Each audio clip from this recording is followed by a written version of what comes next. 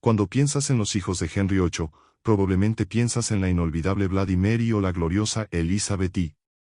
Pero había otro niño, uno cuyo breve reino revelaría una oscuridad que incluso su notorioso padre podría haber encontrado turbio. Edward V, el niño rey que inheriría el trono a los 9 años, transformaría de un niño aparentemente inocente en uno de los reyes más autoritarios de Inglaterra, antes de encontrar un final tan torcido que destruiría a la dinastía de Tudor para siempre. La historia que vas a escuchar no es solo sobre un joven enfermo que muere joven, es sobre cómo el poder absoluto corrompe absolutamente, incluso en las manos de un niño. Lo que descubrirás sobre los días finales de Edward, desafiará todo lo que pensaste que sabías sobre el legado de Tudor. El año fue 1537, y Henry VIII finalmente tuvo lo que desesperadamente deseaba, un hermano legítimo. El nacimiento de Edward fue celebrado en toda Inglaterra como la respuesta a décadas de incertidumbre dinástica, pero su llegada tuvo un costo terrible. Su madre, Jane Seymour, murió solo 12 días después de dar nacimiento, dejando al príncipe infantil sin madre y lo haciendo aún más precioso para su padre, cada vez más paranoico. Desde sus primeros días, Edward fue tratado no como un niño, sino como la salvación futura de Inglaterra, rodeado por guardias, tutores, que lo recordaban constantemente de su destino divino. Esta insolación de las experiencias de la infancia normal, en la que el padre y la hija eran los primeros en crear un monstruo. A pesar de que sus hermanas, Mary y Elizabeth, habían sufrido la vergüenza y la pena de sus padres, Edward solo conocía la gloria y la adoración. Henry VIII, quizás sintiéndose culpable por su tratamiento de sus hijas, bañaba a su hijo con la atención y la afección que bordaban en la oración. El príncipe joven fue dado el dinero que podía comprar el dinero de los mejores tutores, pero estos no eran profesores comunes. Fueron teólogos radicales protestantes, elegidos específicamente para moldear a Edward en el rey perfecto protestante. Desde la edad de 6, Edward estudiaba no solo latino y griego, sino detalladas tratativas teológicas sobre los malos del catolicismo y el derecho divino de los monarcas protestantes a gobernar absolutamente. La educación que Henry VIII arregló para su hijo fue más como indoctrinación que aprendizaje. John Check fue un brillante estudiante, pero también un extremista religioso, que llenó la cabeza de los niños con las visiones de Inglaterra como un nuevo Jerusalén purificado de corrupción católica.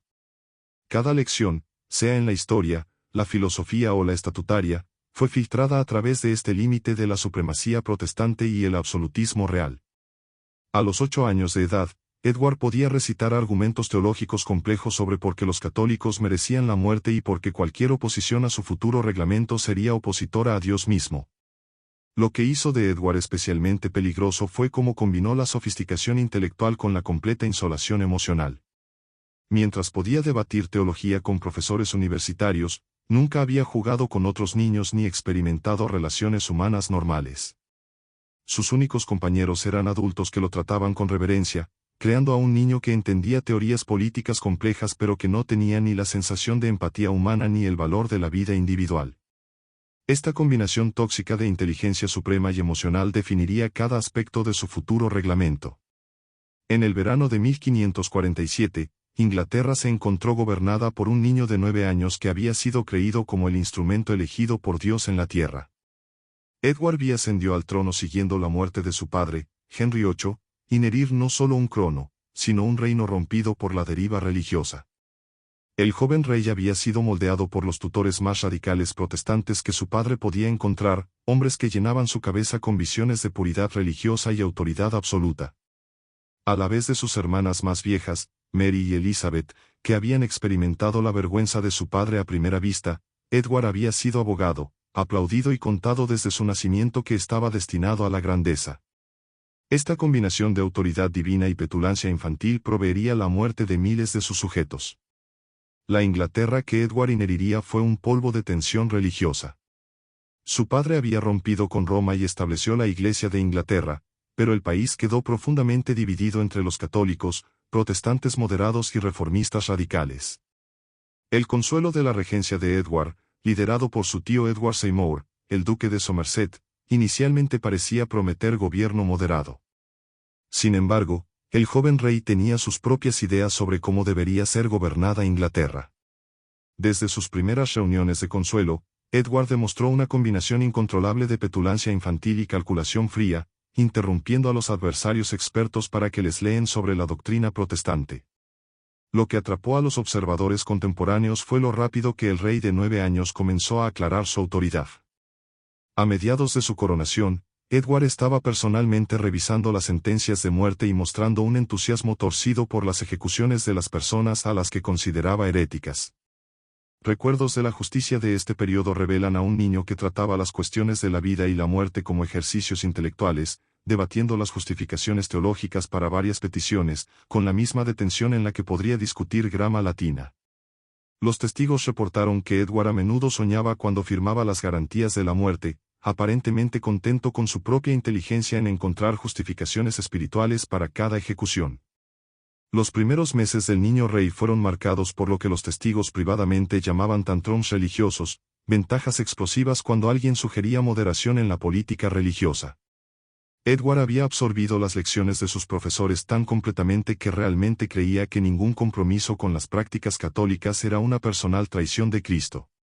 Cuando su adversario sugirió permitir a algunos nobles católicos a continuar con la oración privada, Edward, reportadamente, tiró su cinturón al hombre y gritó que Dios puniría a Inglaterra por tal debilidad.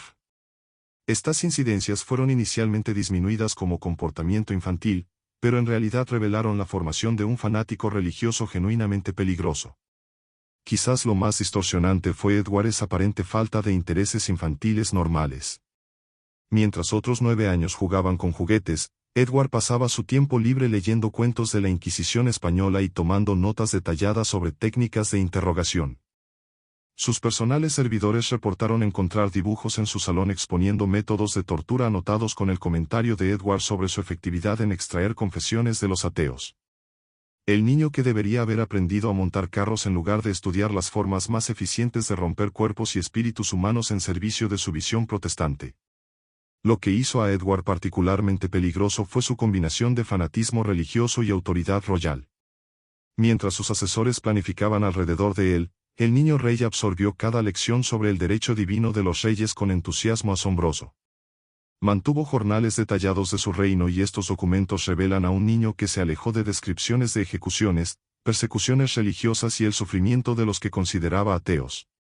A los 10 años, Edward estaba personalmente componiendo sermones que se entregaron en iglesias en toda Inglaterra.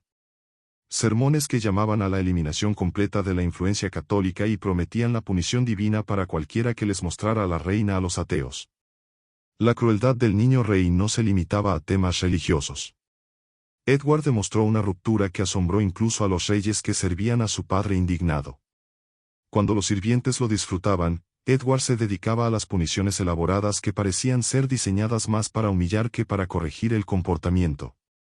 Una página desafortunada que dispuso vino en los jornales de Edward fue forzada a quedarse en el jardín durante horas, mientras los reyes le pusieron comida rota en la dirección específica del rey de 11 años. Edward observaba estas humillaciones con placer obvio, a menudo tomando notas sobre las reacciones de las víctimas, como si estuvieran realizando experimentos científicos. La página del Jornal del Rey del Niño de esta época revelaba una mente que se estaba cada vez deteniendo de la emoción humana normal. Edward escribió sobre los sufrimientos de otros, con el mismo detenimiento clínico que usaba para describir el clima, notando detalles de dolor y miedo como observaciones interesantes en lugar de tragedias. Cuando una página del jardín murió después de haber sido detenida por las órdenes de Edward por practicar lecciones católicas, el único comentario grabado por el rey del niño era que la corrección era más efectiva que lo esperaba en eliminar al sujeto de más errores. El tratamiento de su propia familia le dio, tal vez, la indicación más clara de su creciente sociopatía. A pesar de ser nacido junto a sus hermanas en la infancia, Edward no mostró amor natural por Mary o por Elizabeth una vez que asumió el trono. En lugar de eso, los miró con el mismo límite religioso que aplicaba a todos sus sujetos. Mary era un católico peligroso que necesitaba ser controlado o eliminado, mientras que Elizabeth era un posible aliado cuyas simpatías protestantes la hicieron más aceptable. Las relaciones de la familia para Edward eran solamente calculaciones políticas. La transformación se volvió aún más aparente cuando el tío de Edward, Thomas Seymour, intentó ganar influencia sobre él a través de regalos y placer. En lugar de ser asesinado por la amabilidad, Edward vio a los atentados de Thomas como intentos de manipularlo y respondió con calculaciones frías. Cuando Thomas fue arrestado a cargo de violencia, Edward no solo apoyó su ejecución, sino que reportadamente miró desde su ventana como el hombre que había sido amable con él fue llevado a la espalda. Los testigos reportaron que el rey niño no mostró emoción cuando se cayó la arma, sino que hizo notas en su diario sobre la efectividad de diferentes métodos de ejecución. Cuando Edward entró en su 12º año, sus tendencias autoritarias se intensificaron dramáticamente. El niño, que antes se parecía frío y aburrido, comenzó a asesinar control directo sobre la política de gobierno, a menudo superando a sus adversarios cuando pensaba que eran demasiado lentos. Sus reformas protestantes se volvieron cada vez más caóticas, con asistencia a la iglesia mandatoria forzada por redes de informantes y severos penaltis para cualquier deviación de la doctrina aprobada. Edward personalmente diseñó un sistema de supervisión religiosa que habría hecho orgullosos a la Inquisición española, con vecinos encargados de espiar a vecinos y niños recompensados por reportar las transgresiones. La obsesión con el control del rey se extendió a todos los aspectos de la vida religiosa inglés. Edward ejecutó regulaciones detalladas gobernando no solo la oración pública, sino también las devociones privadas, dictando exactamente cómo sus sujetos deberían orar, qué deberían creer e incluso cómo deberían pensar sobre Dios. La violación de estas regulaciones fue tratada como una violación contra ambos el rey y la religión, con peticiones que escalaron de humillación pública a la muerte. El rey personalmente revisó cada caso, a menudo aumentando las peticiones recomendadas, porque sintió que las oraciones originales mostraban insuficiencia para la puridad protestante. Edward estableció lo que esencialmente se pensaba como la policía, encargando a los sujetos de reportar sobre las prácticas religiosas de sus vecinos con recompensas para denuncias sucesivas. El rey joven tomó personal placer en leer estos reportes, a menudo invitando a los acusados a la corte para proporcionar detalles adicionales sobre las supuestas transgresiones de sus vecinos.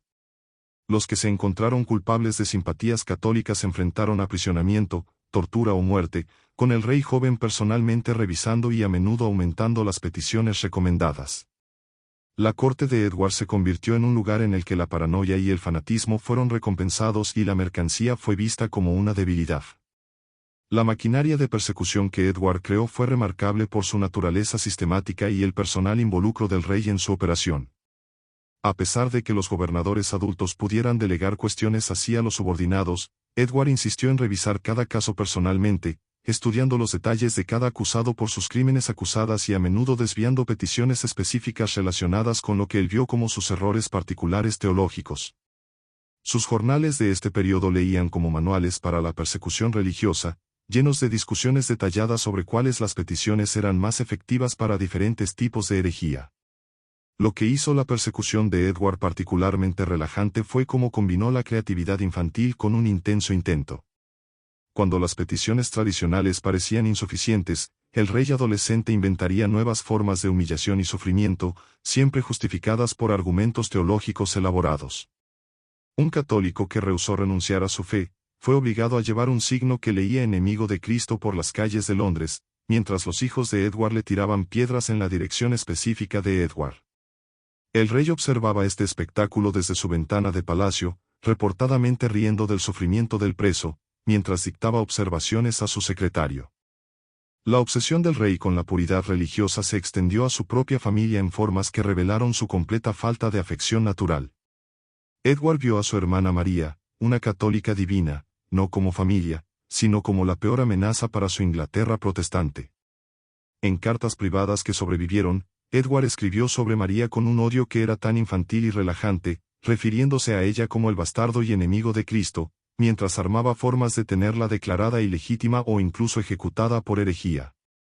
El niño, que debería haber sentido afección hermana, en lugar de haber imaginado ver a su hermana quemarse en el plato por sus creencias religiosas. El odio de María fue más allá de una calculación política, parecía consumirlo con una intensidad personal que preocupaba incluso a sus más radicales asesores. El joven rey pasaba horas pensando escenarios en los que podía legalmente eliminar a María de la sucesión, consultando con abogados protestantes que estaban demasiado dispuestos a encontrar justificaciones legales por lo que significaba el fratricidio. Los observadores de la corte notaron que el ánimo de Edward se aburría cuando se mencionaba el nombre de María, y que a menudo se retiraba a sus caballos para escribir largas escrituras sobre la necesidad teológica de eliminar a María de la línea de su sucesión.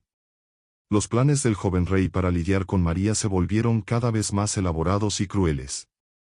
Edward escribió escenarios detallados para la arresta, el trato y la ejecución de María, completos con cargos específicos de herejía y fraude.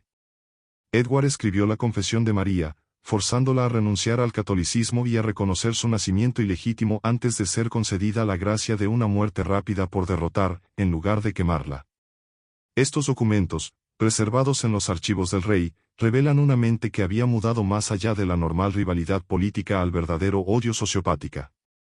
El tratamiento de Elizabeth de Edward era más complejo, pero igualmente disturbio. Mientras aprobaba sus creencias protestantes, vio a su hermana más joven primariamente como una herramienta útil para su agenda religiosa, en lugar de como familia. Edward planeó usar el matrimonio eventual de Elizabeth como una forma de sentar las alianzas protestantes, tratando su futuro de felicidad como irrelevante comparado con los políticos que su matrimonio podría traer a su causa. Incluso sus sentimientos relativamente positivos hacia Elizabeth se filtraron a través de sus obsesiones religiosas, haciendo claro que la valoración de sus hermanas a él era puramente instrumental. La inhabilidad del rey para formar relaciones de familia normal se extendió a su corte más amplio también. Edward trató a sus nobles, asesores y servidores no como individuos con su propia valentía, sino como piezas en una tabla para ser movidas según sus estrategias religiosas y políticas. Aquellos que lo servían con fe por años pudieron encontrarse descartados o incluso ejecutados si mostraban insuficiencia de entusiasmo por sus políticas cada vez más extremas. La lealtad a Edward significaba la completa sumisión a su visión de Inglaterra protestante, sin espacio para la conciencia personal o las normas morales. Cuando Edward comenzó a mostrar señales de enfermedad en el 1553, su comportamiento se volvió aún más errático y cruel. En lugar de sufrir en la fase de la muerte, el rey de 15 años se enamoró de asegurar que sus reformas protestantes sobrevivieran a su muerte. Sabía que la ejecución de Mary significaría la restauración del catolicismo y este conocimiento lo llevó a medidas cada vez más desesperadas. La posibilidad de que su trabajo de vida fuera desechado por su hermana católica llenó a Edward con una raza que bordaba en la locura, lo que lo llevó a contemplar soluciones que habrían asustado incluso a su padre tiránico. La salud de los jóvenes reyes parecía intensificar, en lugar de moderar su extremismo. Cuando Edward se volvió más frágil físicamente, su fervor religioso se quemó aún más brillante, como si intentara comprimir una vida de purificación protestante en los próximos meses. Los médicos de la corte reportaron que la enfermedad del rey fue acompañada por periodos de preguntas enfermas, durante los que se ofrecía un montón de sermones sobre la necesidad de eliminar la influencia católica, incluso si significaba matar a cada católico en Inglaterra. Estas mentiras inicialmente fueron disminuidas como delirios, pero los momentos lúcidos de Edward revelaron que sus afirmaciones extremas reflejaban intenciones genuinas en lugar de llantos causados por la enfermedad. Edward empezó a reunirse en secreto con extremistas protestantes, que pasaría entre María y Elizabeth en favor de su vecino protestante, la señora Jane Grey. La conspiración que surgió fue emocionante en su audacidad y crueldad, involucrando planes para arrestar o matar a ambas de sus hermanas e instalar un régimen de papeles controlado por fanáticos protestantes. El rey de 15 años, a pesar de su debilidad física, se metió a estas sesiones de planeación con una energía que asombró a sus co-conspiradores. Trabajando con John Dudley, el duque de Northumberland, Edward diseñó un plan que resultaría en las muertes de ambas de sus hermanas y la instalación de un régimen protestante más extremo de lo que Inglaterra había visto. La conspiración incluyó provisiones para las ejecuciones de nobles católicos, la captura de todas las propiedades católicas y el establecimiento de una fuerza policial religiosa permanente que monitorearía cada aspecto de la vida inglesa. La involución de Edward en la planeación de estas atrocidades fue tan detallada y entusiasta. El rey muerto pasó sus últimas semanas ejecutando listas de católicos, las propiedades a ser capturadas y las leyes a ser ejecutadas en su paraíso protestante. Su escritura, cada vez más agitada debido a su enfermedad, llenaba páginas tras páginas con planes para lo que significaba el genocidio religioso. El chico que había parecido una víctima inocente de manipulaciones políticas se reveló como la fuerza dirigida detrás de una conspiración que habría hecho a la Inquisición española parecer más amable en comparación. Pero la enfermedad de Edward tenía un rostro cruel que parecía casi como una retribución divina por sus planes de atrocidades. El análisis médico moderno sugiere que el joven rey sufrió una combinación de tuberculosis y lo que era probablemente la poesía de Arsenio, posiblemente administrado por sus propios médicos en un intento equivocado para tratar su condición. La ironía no se perdió en los observadores contemporáneos. El rey que había gobernado a Inglaterra con odio religioso era el mismo siendo lentamente envenenado por las mismas personas que intentaban salvar su vida. Cuando el envenenamiento lentamente destruyó su cuerpo, Edward experimentó alucinaciones y periodos de locura que fueron interpretados por sus observadores como visiones religiosas. El chico que no había mostrado misericordia a los demás pasó sus últimas semanas en agonía, su cuerpo llenado de dolor y su cuerpo lleno de sangre cuando lentamente se desvaneció. Los médicos del tribunal notaron que el sufrimiento de Edward parecía intensificar su fervor religioso en lugar de proporcionar ningún confort espiritual, como si su tormenta física estuviera alimentando sus obsesiones mentales en lugar de purificarlos.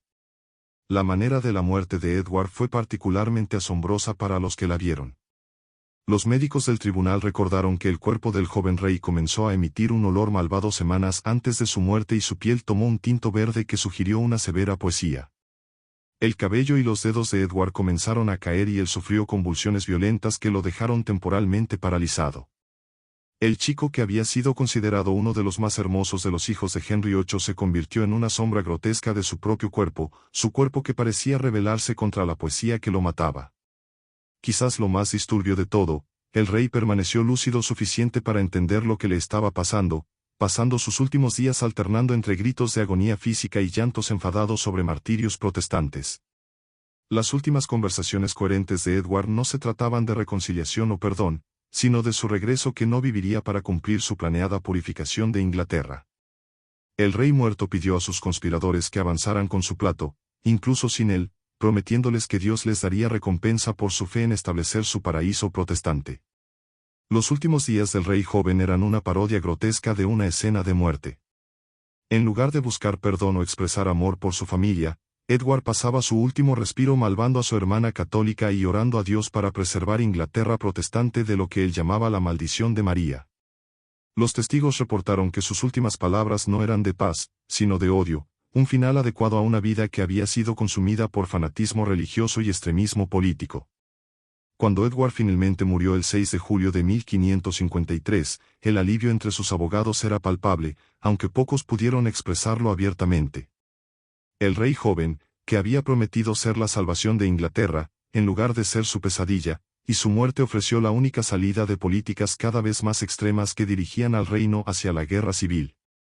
Incluso sus más devotos apoyadores privadamente reconocían que la muerte de Edward podría haber sido una reina para Inglaterra, aunque nunca hubieran admitido estos pensamientos públicamente. El inmediato fin de la muerte de Edward reveló cómo completamente sus planes cuidadosos habían sido construidos en la fundación de su autoridad personal. Sin la voluntad dirigida por el rey detrás de la conspiración, se colapsó en días, mientras que los protestantes moderados abandonaron lo que ahora reconocían como un plato extremista. La señora Jane Grey, el beneficiario intentado de la lucha de Edward, que se encontró virtualmente sin amistad como nobles, que se sentía comprometido con la causa protestante, de repente descubrió un negocio urgente en otro lugar.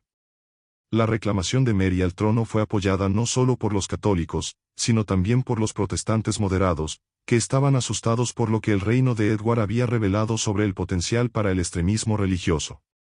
El rey chico, que soñaba con ser el gran campeón protestante de Inglaterra, había asegurado que su reina se recordaría principalmente por su crueldad y el alivio que siguió su muerte.